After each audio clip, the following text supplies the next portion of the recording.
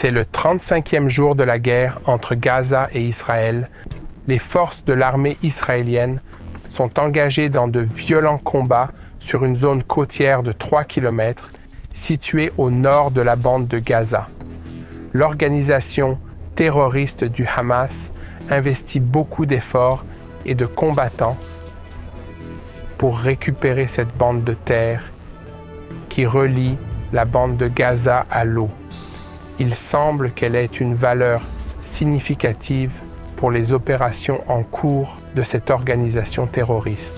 Dans le sud, l'unité du porte-parole de Tsahal a diffusé des images montrant des usines fabriquant des missiles et d'autres munitions et armes pour les terroristes à l'intérieur de la bande de Gaza.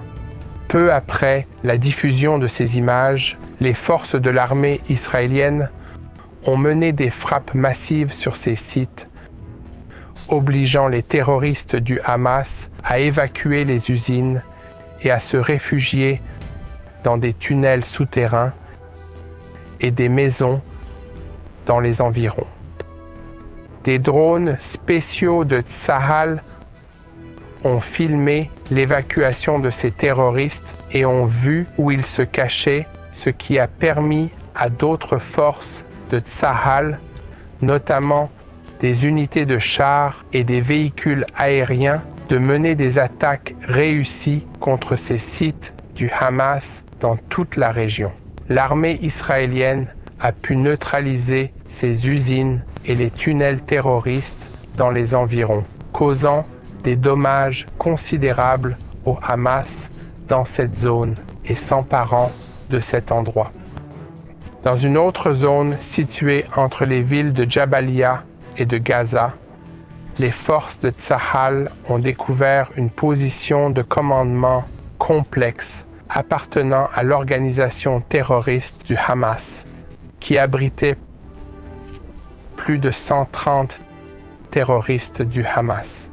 L'armée israélienne a commencé à bombarder cet endroit pendant 30 minutes à l'aide de l'armée de l'air. Et ce n'est qu'après un nombre considérable de frappes aériennes qu'elles ont fait appel à leurs chars Merkava pour participer à la bataille avec d'autres forces spéciales. Tsahal a pu neutraliser des dizaines de terroristes du Hamas et a pris le contrôle des tunnels terroristes et d'autres infrastructures dans ce complexe. Les combats dans la bande de Gaza sont très complexes. Chaque pas est calculé car les bâtiments sont remplis d'explosifs. Où que vous marchiez, vous pouvez trouver un tunnel terroriste souterrain, un lanceur de missiles ou un terroriste caché avec un engin explosif ou un missile RPG.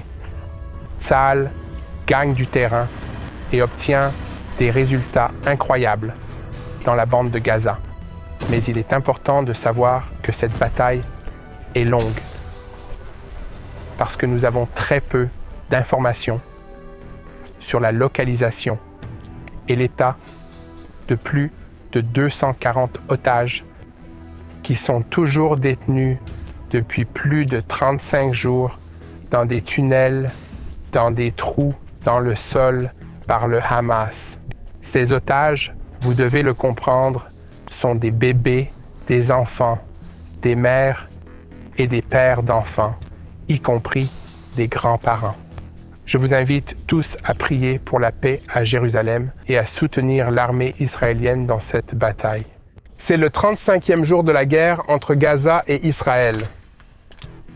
Et chaque jour de cette guerre, j'entends de plus en plus de critiques à l'encontre d'Israël et de l'armée israélienne, appelant Israël à se retirer, à entrer dans un cessez-le-feu sans conditions préalables. J'ai joué au basketball presque toute ma vie, au lycée et dans d'autres équipes. Et comme au basketball ou dans les sports, il y a un ensemble de règles et un arbitre qui s'occupe que les deux parties respectent ces règles Dans cette bataille, pour une raison quelconque, Israël semble être le seul à respecter ces règles et en même temps, il est critiqué par le juge, c'est-à-dire les médias internationaux, c'est-à-dire le reste du monde. Permettez-moi de vous rappeler qu'Israël combat une organisation terroriste qui a enlevé 240 civils dans leur maison, dont des femmes, des enfants et des personnes âgées. Ce groupe terroriste, depuis sa création, appelle à l'anéantissement de l'État juif, de l'État d'Israël. Ce groupe lance des missiles depuis des hôpitaux, des bâtiments des Nations Unies, des écoles, des jardins d'enfants, depuis des zones fortement peuplées, alors qu'Israël autorise des corridors humanitaires presque tous les jours depuis une semaine pour permettre aux civils de la bande de Gaza de circuler. Permettez-moi de vous rappeler qu'Israël ne contrôle pas la bande de Gaza.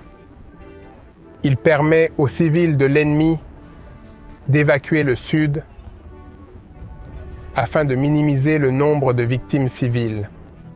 Et pourtant, le monde entier blâme Israël et lui demande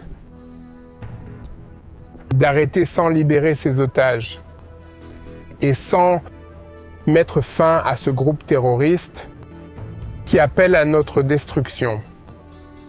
Je sais que cette bataille est spirituelle et les esprits qui opèrent ici sont de puissants esprits de tromperie. C'est pourquoi, avant tout, je vous invite tous à prier, à vous unir à Israël dans la prière, pour que l'esprit de vérité de Dieu vienne sur la terre, et bien sûr pour la paix de Jérusalem. Mais je vous invite aussi à agir. Dites à vos amis la vérité dans ce conflit, qu'Israël combat une organisation terroriste qui a kidnappé des femmes, des enfants, des personnes âgées, qui peuvent être votre père, votre mère ou vos enfants, et appelez vos représentants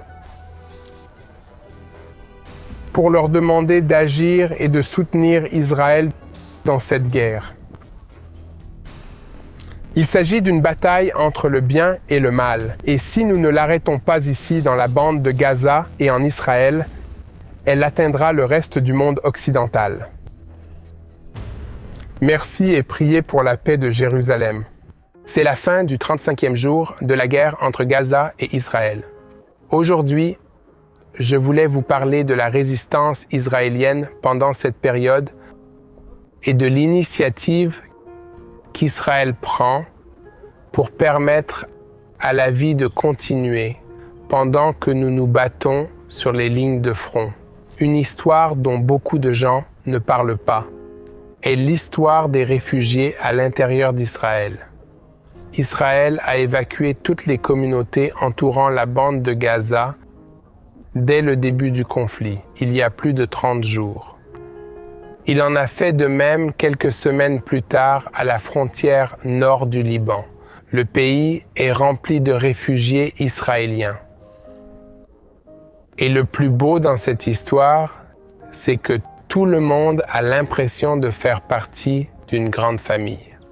Ces réfugiés sont accueillis dans des maisons d'amis, de membres de la famille et d'étrangers qui veulent simplement les aider parce qu'ils sont israéliens et parce que nous nous sentons comme une grande famille. Le gouvernement a transformé les hôtels du pays en centres d'hébergement pour ses résidents.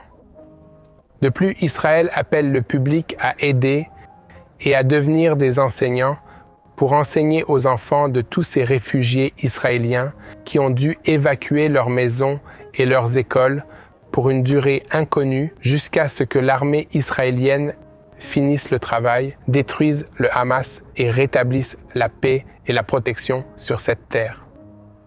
Sur le plan militaire, l'armée israélienne a dû faire face à des milliers et des milliers de roquettes tirées en permanence sur des zones peuplées de civils dans le centre du pays, tout en faisant tourner l'économie et en assurant une vie normale aux civils qui ne sont pas sur la ligne de front.